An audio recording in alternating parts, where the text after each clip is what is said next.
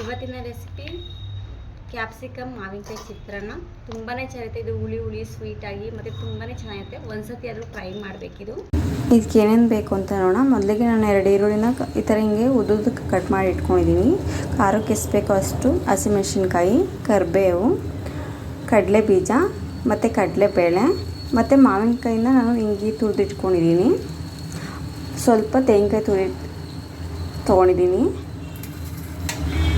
ಮತ್ತು ಸಾಸಿವೆ ಮತ್ತು ಜೀರಿಗೆ. ಈಗ ಬಾಣಲೆ ಇಟ್ಬಿಟ್ಟು ಎಣ್ಣೆ ಹಾಕ್ಕೊಂಡಿದ್ದೀನಿ. ಎಣ್ಣೆ ಕಾಯಿದೆ. ಕಡಲೆ ಬೀಜ ಹಾಕ್ಕೊತಾ ಇದ್ದೀನಿ ಮತ್ತು ಕಡಲೆಬೇಳೆ, ಸ್ವಲ್ಪ ಇದು ಫ್ರೈ ಆಗಿದೆ. ಇದಕ್ಕೆ ನಾನು ಸಾಸಿವೆ ಜೀರಿಗೆ ಹಾಕ್ಕೊತಾ ಇದ್ದೀನಿ. ಇವಾಗ ಸಾಸಿವೆ ಮತ್ತು ಜೀರಿಗೆ ಎಲ್ಲ ಸಿಡಿದಿದೆ. ಇದಕ್ಕೆ ಹಸಿಮೆಣಸಿನಕಾಯಿ ಹಾಕ್ತಾಯಿದ್ದೀನಿ. ಇದಕ್ಕೆ ನಾನು ಹಸಿಮೆಣಸಿನಕಾಯಿ ಹಾಕ್ತಾಯಿದ್ದೀನಿ ಹಾಕಬೇಕು.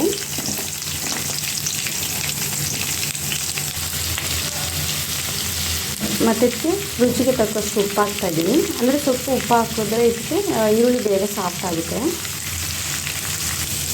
ಇವಾಗ ನೋಡಿ ಸ್ವಲ್ಪ ಈರುಳ್ಳಿ ಸ್ವಲ್ಪ ಸಾಫ್ಟಾಗಿ ಬೆಂದಿದೆ. ಇದಕ್ಕೆ ನಾನು ಸ್ವಲ್ಪ ಅರಿಶಿನ ಪುಡಿ ಹಾಕ್ತಾಯಿದ್ದೀನಿ.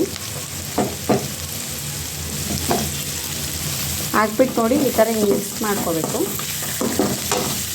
ನೋಡಿ ಈರುಳ್ಳಿ ಸ್ವಲ್ಪ ಇವಾಗ ಫ್ರೈ ಆಗಿದೆ. ಇದಕ್ಕೆ ಕ್ಯಾಪ್ಸಿಕಮ್ ಹಾಕ್ತಾಯಿದ್ದೀವಿ. ಇದು ಕ್ಯಾಪ್ಸಿಕಮ್ ಹಾಕಿದ್ರೆ ತುಂಬಾ ಚೆನ್ನಾಗಿರುತ್ತೆ ಟೇಸ್ಟು.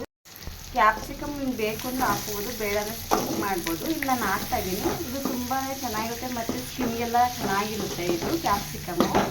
ಅದರಿಂದ ನಾನು ಯೂಸ್ ಮಾಡ್ತೀನಿ ಜಾಸ್ತಿ. ಈರುಳ್ಳಿ ಮತ್ತು ಕ್ಯಾಪ್ಸಿಕಮ್ ಎಲ್ಲ ಸ್ವಲ್ಪ ಚೆನ್ನಾಗಿ ಫ್ರೈ ಆಗಿದೆ. ಇವಾಗ ನಾನು ತುರಿದಿಟ್ಕೊಂಡಿರೋ ಮಾವಿನಕಾಯಿ ಹಾಕ್ಕೊತಾ ಇದ್ದೀನಿ.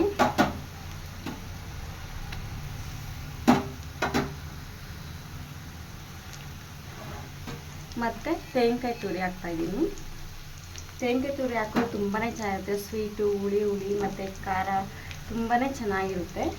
ಹಾಕಿ ಇದನ್ನ ಮಿಕ್ಸ್ ಮಾಡ್ಕೋಬೇಕು 2 ನಿಮಿಷ. ಅಂದರೆ ಇದನ್ನ ನಾವು ಜಾಸ್ತಿ ಬೇಯಿಸ್ಬಾರ್ದು, ಫ್ರೈ ಮಾಡಬಾರ್ದು. ತುಂಬಾ ಚೆನ್ನಾಗಿರುತ್ತೆ.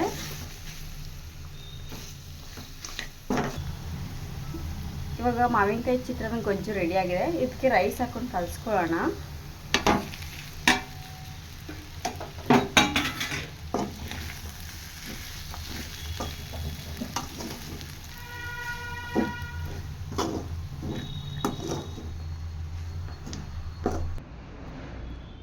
ಲಾಸ್ಟಲ್ಲಿ ಇದಕ್ಕೆ ಕೊತ್ತಂಬರಿ ಸೊಪ್ಪು ಹಾಕ್ತಾಯಿದ್ದೀನಿ. ಹಾಕಿದ್ರೆ ರೆಡಿ ಆಗುತ್ತೆ ಮಾವಿನಕಾಯಿ ಕ್ಯಾಪ್ಸಿಕಮ್ ಚಿತ್ರಾನ್ನ.